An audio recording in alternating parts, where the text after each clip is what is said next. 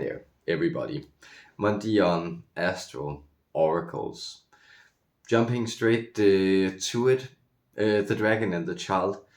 What's up with that? That's essentially what I'm here to find out in this video, because I honestly don't know, but it's a very deep vision. The primordial waters of chaos and this great dragon serpent that's swimming in them, and on its back sits the child protected in the lotus flower.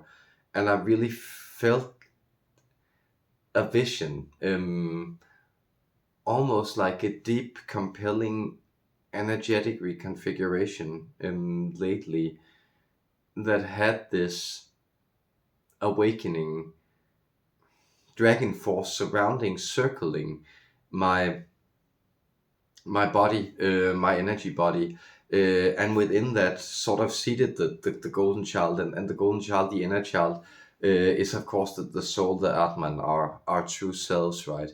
And the thing that we kind of lose, the pearl that we try to retrieve from the world as we get lost to it. It's really this child, but of course, a child is also something that's in need of protection, and that is where it's this interesting meeting between this very fierce, raw, primordial, forceful energy of, we could call it the apex predator in a lot of ways, like the dragon form, right, is really the ultimate forceful form of a physical configuration, which is what they also like to underscore, the ancient shapeshifting reptilians, that the dragon form is the perfection of the physical form. And that's why they've attained it, because they, unlike other species, are masters of transmutation, of shapeshifting, and thereby existing in different forms. And that's where, if you keep up with this whole ascension law that they're bringing forward, this transmission of the seed races, where human beings are remarkably different from some of the more humanoid species that came before, such as the Pleiadians, for instance, that we hold more of these serpentine, draconic, reptilian chaos energies within us. And as a channeler, it's remarkable that you can connect to the reptilians on a lot of different frequency grids. So they come from those serene celestial dragon collectives that are, by all means angelic, and then they come into these demonic permutations that will absolutely devour you if you get too close, right? So it's interesting that they reside on this frequency scale where I couldn't possibly imagine connecting to the Arcturians on a low frequency scale. I couldn't imagine like demonic Arcturians, because they don't seem to have that span of frequency, simply. So it seems that within the human organism, there is something being cultivated that they have shared with us, is kind of the compromise of the reptilian energy with the humanoid form, that we're incredibly emotionally volatile. We have like problems with violence that often don't exist in other more ascended races, and we also deal a lot with power and separation themes. So those are all things that are quite connected to, let's say, the darker aspects of the draconic. But there's also then this very compelling, mystical transmission, and I almost don't know what to do with it, but the sense of the dragon blood that runs through our veins, that they also talk about. If you read Enoch, for instance, some of this strange apocalyptical literature to come out of the Middle East in about 2,000 years ago, where these things were really hot. They were really into apocalyptical literature at that time and place. you'll find that there are these strange stories about these demonic beings mixing with the daughters of men, and so forth and so on. It's been a while since I read it, but it is a theme that comes up again, and also in the channelings and the Anunnaki mythology. All these things, this idea that there is an infusion of dragon blood.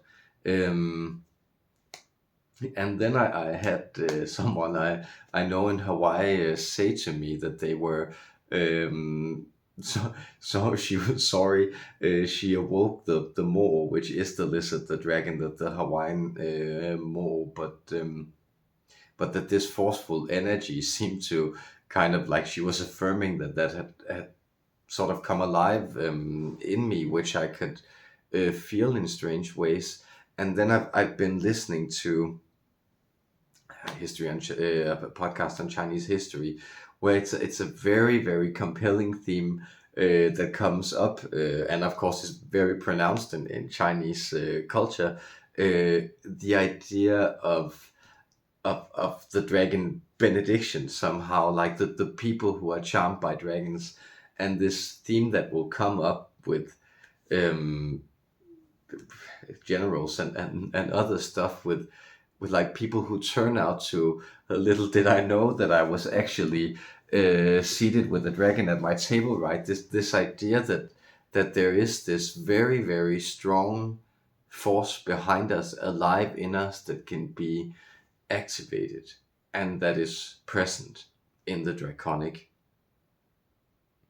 And what is interesting, what I'm examining here, is how is that related to the child, because there is this weird tea party mythology, right, of that child that's kind of lost in the wilderness, and then meets that beast, and is protected by it. It's in the never-ending story.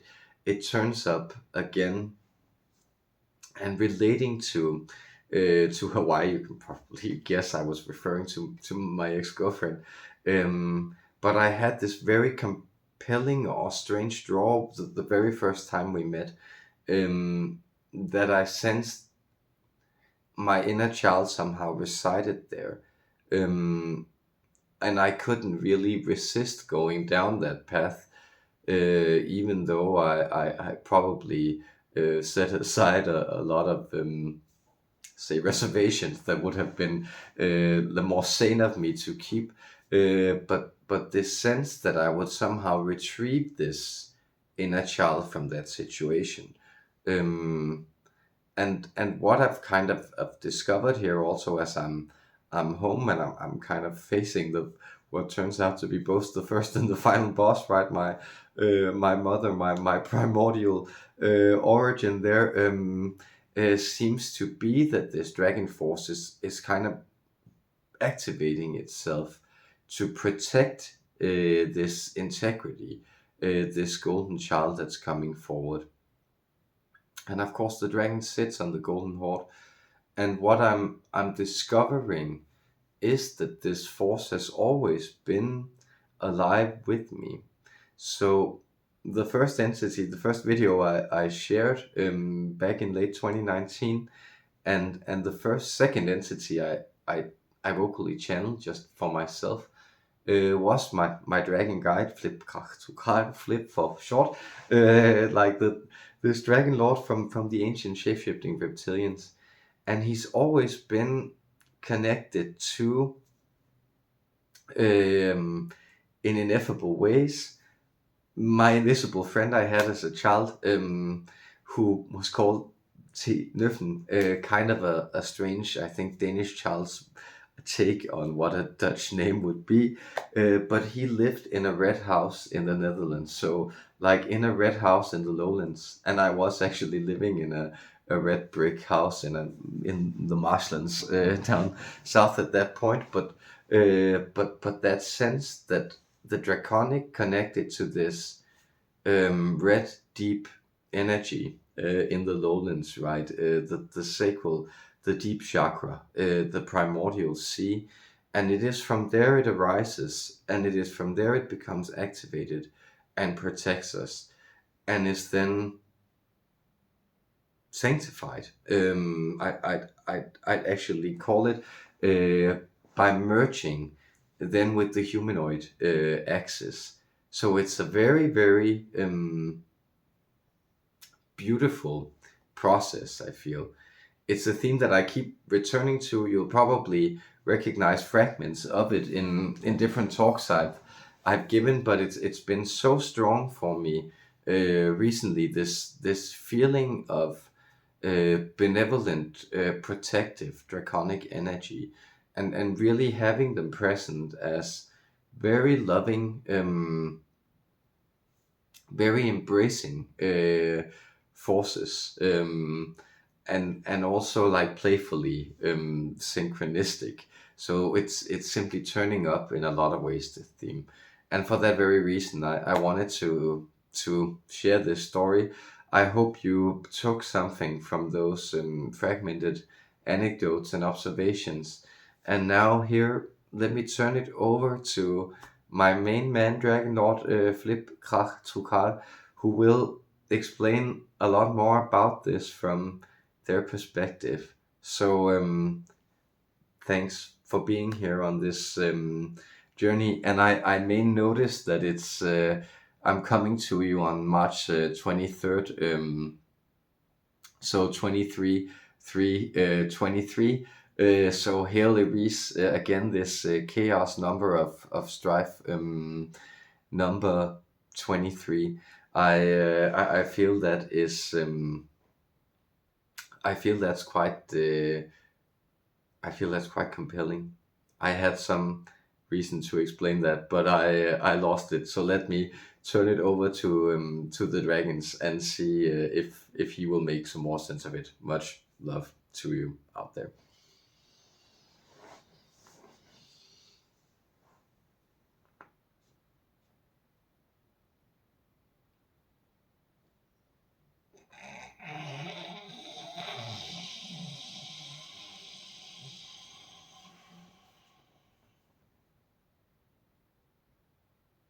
Greetings, dear humans. I go by the name Flipkraktrukrarrr. Flip for short, if you prefer. I have existed in several forms, many of them as dragons. But I am also a type of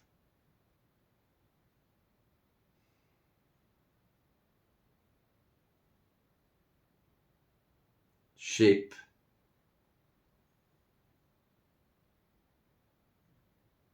prince, king, emperor.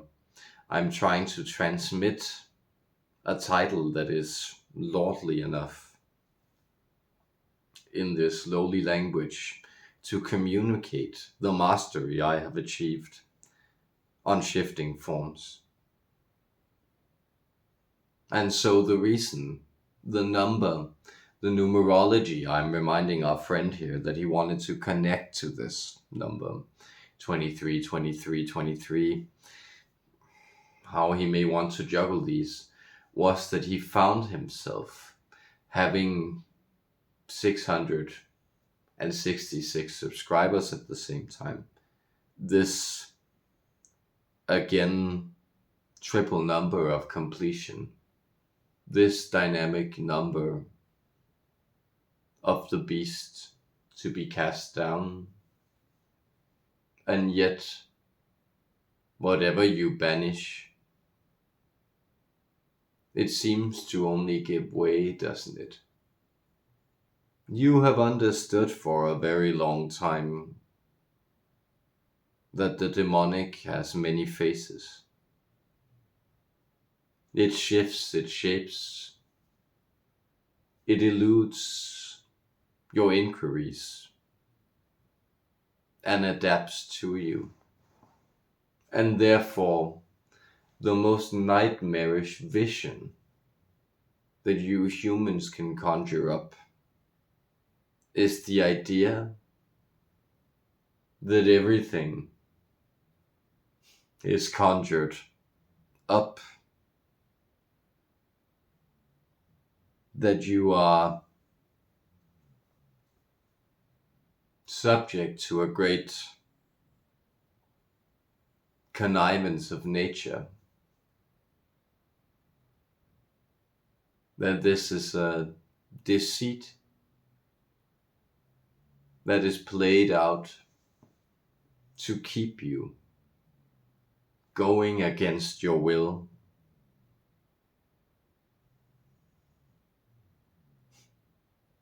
Now, who would possibly do such a thing to anyone? What kind of grand lords on a universal scale would it take to operate such an insidious system?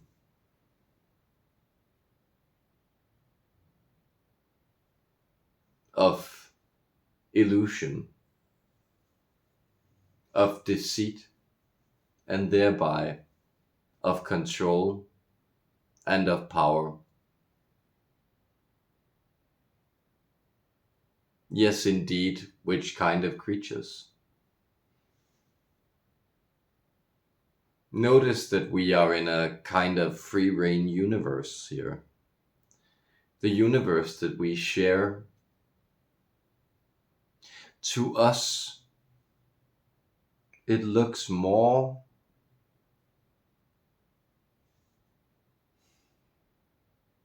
like a section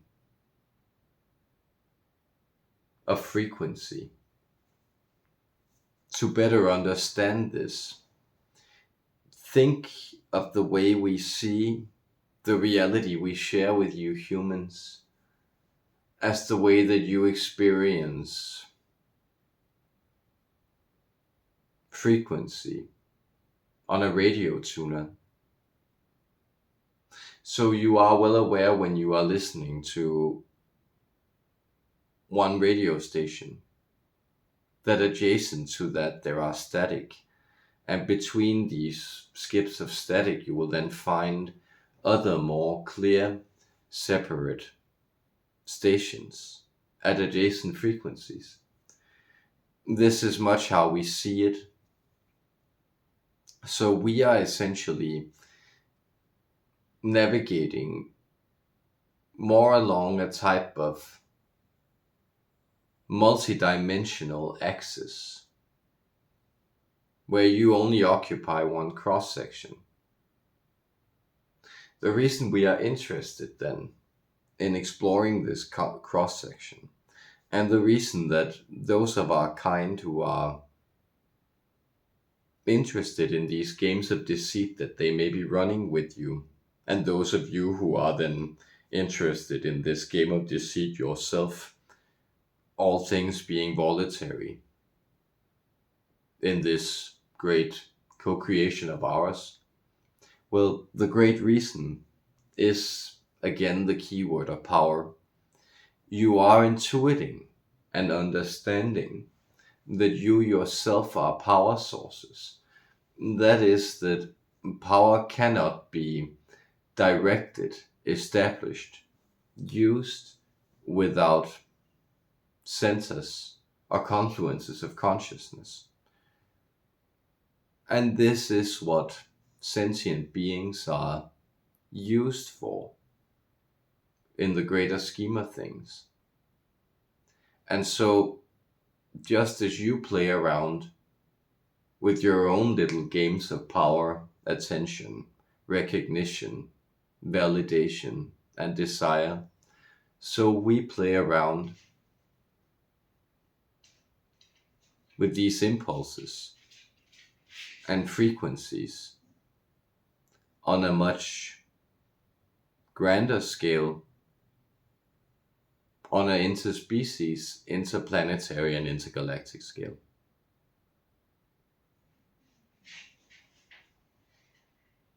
So that is, we could say that there is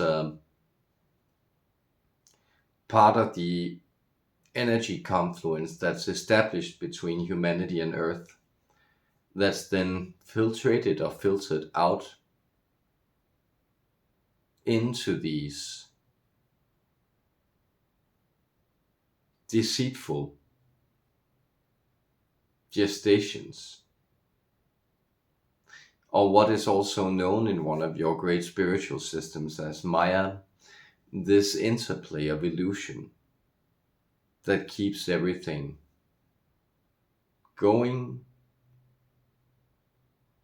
And so the prisoners within the wheel of time remain just that, imprisoned.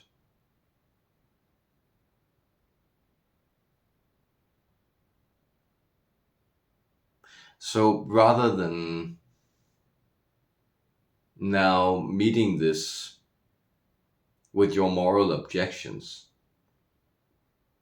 which only serve to stir more energy and fund that through these places, consider then what our friend here was sharing. That is the sense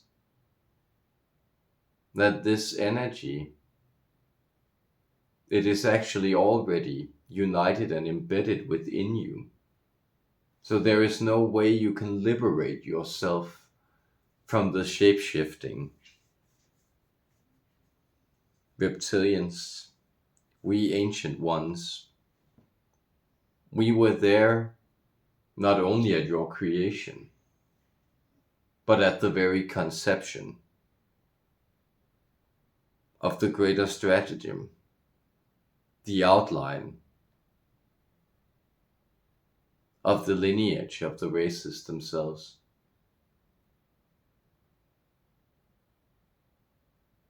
And we are very proud of the achievements human beings are making in establishing these energies. We are seeking to learn to protect and to shelter, because this is exactly the energy that is difficult for us to master. So understand that with our ability to slip and shift, to remain undifferentiated, to glide between dimensional spaces, we have a tendency to become parasitical. That is, it's quite easy for us to find what we need in one place, then go to another and extract that. Notice you have that problem yourselves. And what is a far greater way of being, and we're learning this through you, is to become cultivators. That in the sense that you grow things. Because growing things requires to center your change and recreation around a stable core. So you are protecting and honing something. You are growing something. You are, in that sense, honoring and holding a space, a chamber, a temple. This is the fulfillment of the human purpose.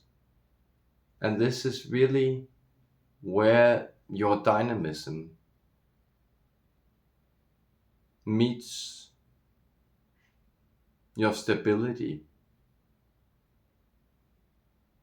your relationship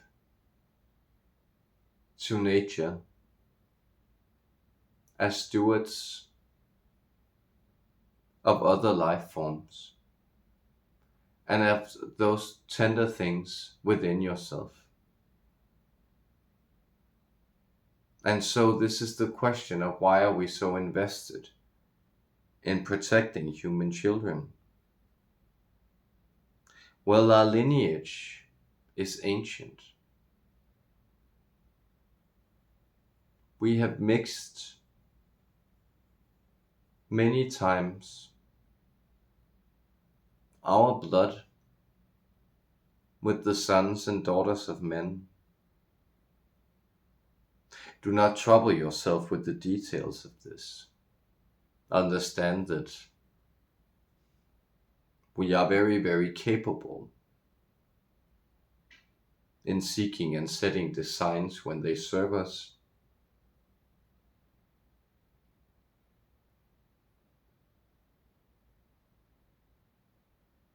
But we wish to activate the wisdom within you. We wish to return you to this world. And we wish to let you know that this kingdom to which you are guided, it exists only when you yourself align with the inner child. It is the golden child within that awakens.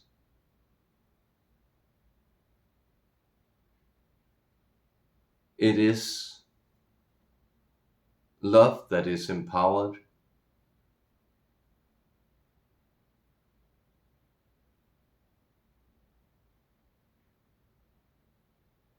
And love is faith in reincarnation and in incarnation taking place as they should be. Love is seeing that things are in their place. And love is integrity. It is protection, thereby allowing for the vulnerable and the voluntary, the willful and the wonderful to be. Those things that are connected to the free-spirited child's play. The deep and unspeakable language of your heart. Beaming out its energy and radiance, creating the world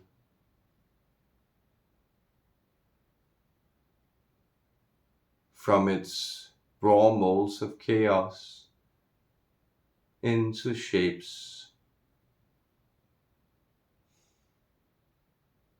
of divine order. Know that we protect you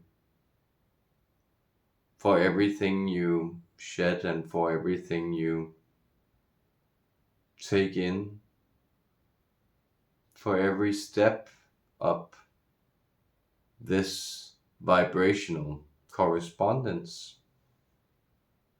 We are there sharing the light, mirroring and amplifying it with you. In love, may the power grow. May all things glow. Farewell, dear humans.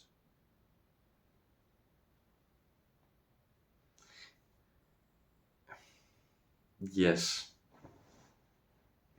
It was as if he was coming from a higher vibrational perspective this time.